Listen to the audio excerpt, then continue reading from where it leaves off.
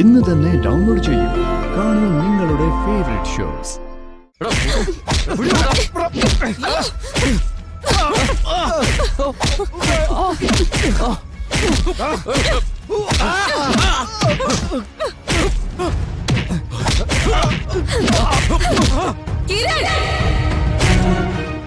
നമുക്ക് പോ.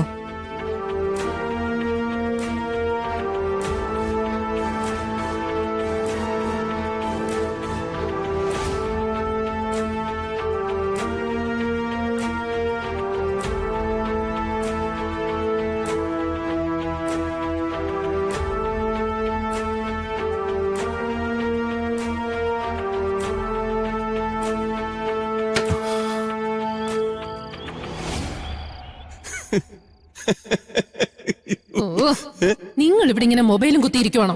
എന്തുവാ കാര്യം? എന്റെ മനുഷ്യൻ, നമ്മൾ ആഗ്രഹിച്ച അവസരമാ വന്നിരിക്കുന്നത്. ഈ സമയം ബുദ്ധിപൂർവ്വം ഉപയോഗിച്ച് നമുക്ക് ഈ കല്യാണം മുടക്കണം. പൃഥ്വിയുടെയും പൂർണിമയുടെ കാര്യമാണോ നീ പറയുന്നത്? പിന്നല്ലാതെ. ഇപ്പൊ പൃഥ്വിക്കും പൂർണിമയ്ക്കും ഇടയില് ഒരകൽച്ച വന്നിട്ടുണ്ട്. നീ പറയുന്നത് ശരിയാ. ഈ അകൽച്ച നമുക്ക് വലുതാക്കണം. അങ്ങനെ പൃഥ്വിയും പൂർണിമയും തങ്ങളിൽ തെറ്റിക്കണം. അങ്ങനെ വന്ന ചാനലടക്കം എല്ലാ സ്വത്തുക്കളും നമ്മളിലേക്ക് തന്നെ വന്നു ചേരും. അതെ, അതിനൊക്കെ മുൻപേ നമുക്ക് ഈ കല്യാണം മുടക്കണം. പൂർണിമയായിട്ട് തീരുമാനിച്ച ഈ കല്യാണത്തിൽ നിന്ന് പൃഥ്വി പിന്മാറിയ ആ കരട് എന്നും പൂർണിമയുടെ മനസ്സിലുണ്ടാകും. കല്യാണം തടയാനേ ഏറ്റവും നല്ല വഴി ചന്ദ്രമതി ചേച്ചിയാ. അവർക്ക് ഈ കല്യാണത്തിനോട് ഒരു താല്പര്യമില്ല. പൂർണിമയുടെ അടക്കം ചന്ദ്രമതി ചേച്ചി വഴക്കിട്ടത് ഈ കല്യാണത്തിന്റെ പേരില. അതെ, അശ്വതയും വീട്ടുകാരെയും ചേച്ചിക്ക് ഇതുവരെ അംഗീകരിക്കാൻ പറ്റിയിട്ടില്ല. നമുക്ക് വേണ്ടത് അതാണല്ലോ. പൂർണിമ ആഗ്രഹിക്കുന്ന പോലെ കല്യാണമൊക്കെ നടന്ന് കാര്യങ്ങൾ സമാധാനമായിട്ട് മുന്നോട്ട് പോയാ നമ്മളെന്നും ഈ അവസ്ഥയിൽ തന്നെ ആയിരിക്കും. കടലോളം സമ്പത്ത് കൺമുന്നിൽ കണ്ട് നമ്മളിങ്ങനെ വെറുതെ നോക്കി നിൽക്കേണ്ടി വരും. ഇത്രയും വർഷം ഞാൻ അങ്ങനെ നിന്നു. ഇനി അത് പറ്റില്ല. സമ്മതിക്കത്തില്ല ഞാൻ. ദൈവം നമുക്കൊപ്പം തന്നെ ഉണ്ട്. അതല്ലേ ഈ അവസരം ഒരുക്കി തന്നേ. അതെ, അതിനാദ്യമേ ചന്ദ്രമതി ചേച്ചി ഒന്ന് ഇളക്കി വിടണം. അവരെവിടെ? അപ്പുറത്തെവിടെയും കാണും. നിങ്ങൾ വാ. അയ്യോ, ഞങ്ങളിപ്പൊ ചേട്ടത്തിയുടെ കാര്യം അങ്ങോട്ട് പറഞ്ഞേ ഉള്ളൂ. ചേട്ടത്തി കാണാൻ അങ്ങോട്ട് വരാനിരിക്കായിരുന്നു. എന്താ സഹദേവ? ഇങ്ങോട്ട് മാറി. ഞങ്ങളെ പൃഥ്വിയുടെ കാര്യം പറയുമായിരുന്നു. സത്യം പറഞ്ഞ അവന്റെ അവസ്ഥ ഓർക്കുമ്പോ ചേട്ടത്തി എനിക്ക് പാവം തോന്നുക. കഷ്ടം തന്നെ അല്ലേടി? അതെ അതെ, കല്യാണത്തിന് മുമ്പേ അവൻ തടവിലായ സ്ഥിതിയിലാ. എന്ത് ചെയ്യാനാ? എല്ലാം എന്റെയും അവന്റെയും വിധി. എടതി, ഇതേ അങ്ങനെ വിധിയാണെന്ന് പറഞ്ഞ് തള്ളിക്കളയേണ്ട കാര്യമില്ല. അതെ ചേച്ചി, നമ്മൾ ഇപ്പൊ വിചാരിച്ചാലും പൃഥ്വിയെ രക്ഷിക്കാം. എല്ലാം തീരുമാനിച്ചത് പൂർണിമ തന്നെയല്ലേ? അതുകൊണ്ടല്ലേ ആ പെണ്ണിന്റെ പേരിൽ അവൾ എന്റെ മുന്നിൽ തല്ലാൻ കൈയോങ്ങിയത്. അല്ലെങ്കിലും പൂർണിമയ്ക്ക് ഇത്തിരി അഹങ്കാരം കൂടുതലാ. ഇത്രയും പ്രായമുള്ള പയ്യനല്ലേ പൃഥ്വി, അവനെ തല്ലാൻ കൈയോങ്ങാന്ന് വെച്ചാ അതെന്ത് മോശമാ. പിന്നെ ഈ കല്യാണം കൂടെ നടന്ന പിന്നെ പൃഥ്വിയെ പൂർണിമ ഏത് രീതിയിൽ ട്രീറ്റ് ചെയ്യുന്നത് നമുക്ക് പറയാൻ പറ്റത്തില്ല. ഇനി ഞാൻ എന്ത് ചെയ്യും? എനിക്ക് എങ്ങനെയെങ്കിലും എന്റെ മോനെ രക്ഷിക്കണം. അവന്റെ അവസ്ഥ കണ്ടിട്ട് എനിക്ക് സഹിക്കുന്നില്ല. ഈ കാര്യത്തിൽ ഏട്ടത്തി കൂടുതൽ എന്ത് ചിന്തിക്കാനാ? ഏട്ടത്തി ആ ചിറക്കലോട്ട് വിളിച്ച് ഈ കല്യാണത്തിന് താല്പര്യമില്ല അങ്ങോട്ട് പറഞ്ഞേ. ആ പെണ്ണിന്റെ വാലയെ തൂങ്ങി അടക്കാൻ നമ്മൾ പയ്യന് പറ്റത്തില്ലെന്ന് പറ. വിളി. അത് ഞാൻ എങ്ങനെ പറയും? മഹിയേട്ടനെ പൂർണിമ അറിഞ്ഞാൽ സമ്മതിക്കൂ? അവരുടെ സമ്മതം ഏട്ടത്തിക്ക് എന്തിനാ? ഏട്ടത്തിയല്ലേ പൃഥ്വിയുടെ അമ്മ. മകന്റെ കാര്യത്തിൽ തീരുമാനം എടുക്കാൻ മറ്റാരെക്കാളും അവകാശം ഏട്ടത്തിക്കുണ്ട്. അതെ ചേച്ചി, ചേച്ചി വിളിച്ച് കാര്യം പറ. അത് തന്നെയാ നമ്മുടെ പൃഥ്വിയുടെ ഭാവിക്ക് നല്ലത്.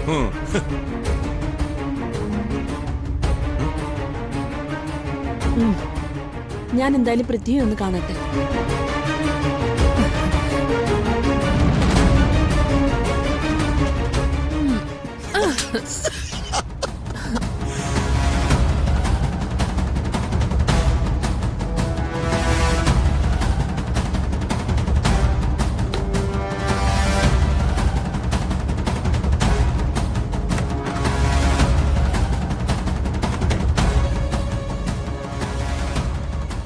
നീ ഒന്നും ആലോചിച്ച് വിഷമിക്കണ്ട മോനെ.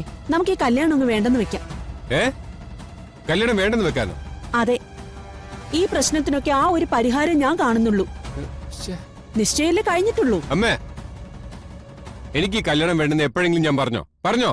പിന്നെ എന്തിനെങ്കിലുമൊക്കെ പറയുന്നേ? നിന്റെ നന്മയെ കരുതിയിട്ടാ അമ്മ ഈ പറയുന്നേ. ശേ, എടാ മോനെ, അതൊരു ദരിദ്രവാസി കുടുംബ. നമ്മളെ പോലുള്ള ആൾക്കാരുമായിട്ട് യോജിച്ചു പോവാൻ അവർക്ക് പറ്റില്ല.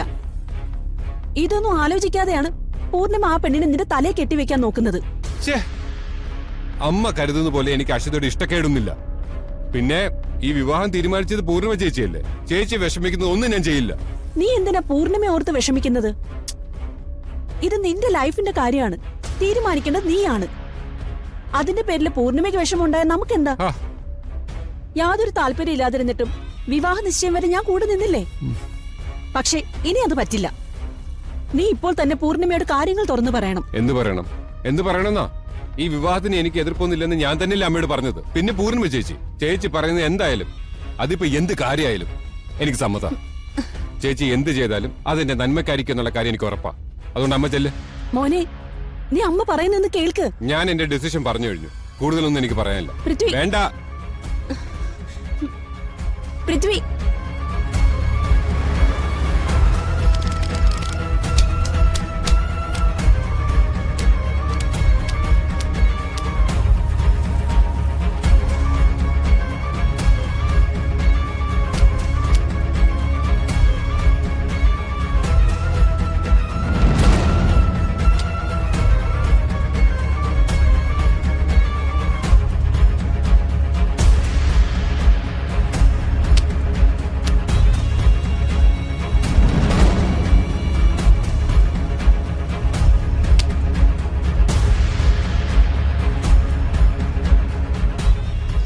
മോളെ മോളോട് നോക്കി, ഞാൻ പോവാ.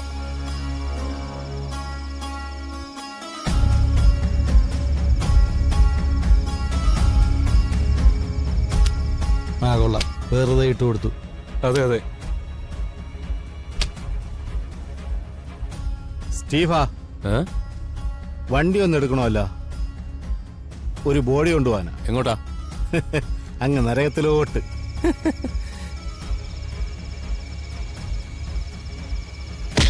വാടാ, വിടാവനെ. ഞങ്ങളുടെ ഏരിയ വന്ന ആളാ വന്നോടാ, അടിച്ച് കൊല്ലണവനാ.